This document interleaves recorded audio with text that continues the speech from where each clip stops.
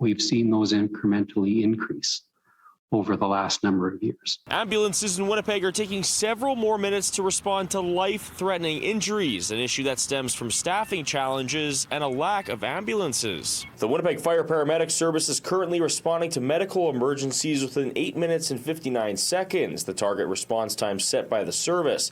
But this is only happening because fire crews are being forced to answer the calls. Now, we're not meeting times of 8 minutes, 59 seconds to have a transport unit at a patient's side. Those times are pushing 15 minutes. That is 6 minutes over the designated time, a dangerous delay when dealing with life-threatening emergencies. SCHMIDT told the City Council's Protection and Community Services Committee Friday that staffing wasn't the only issue.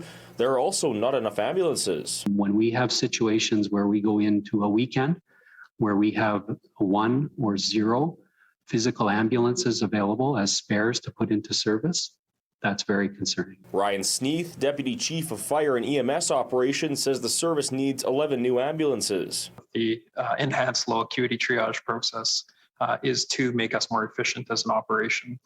And it does that. It's proven that through the data. But that doesn't take away from the fact that we do need a bit more units to be available to respond to emergencies in Winnipeg. Dr. Rob Grierson, the medical director for the WFPS, says staffing and ambulance shortages is not just an issue in Winnipeg, but across the province. Unfortunately, I think that's partly or all to do with the stress of the pandemic. So, I mean, there are a ton of initiatives working to try to improve this.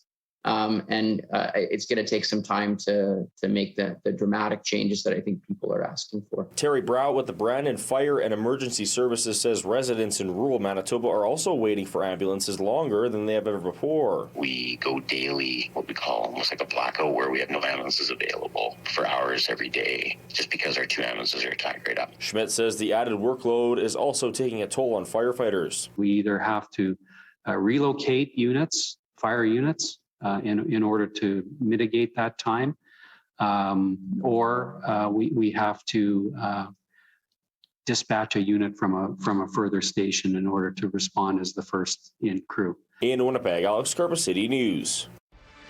Next on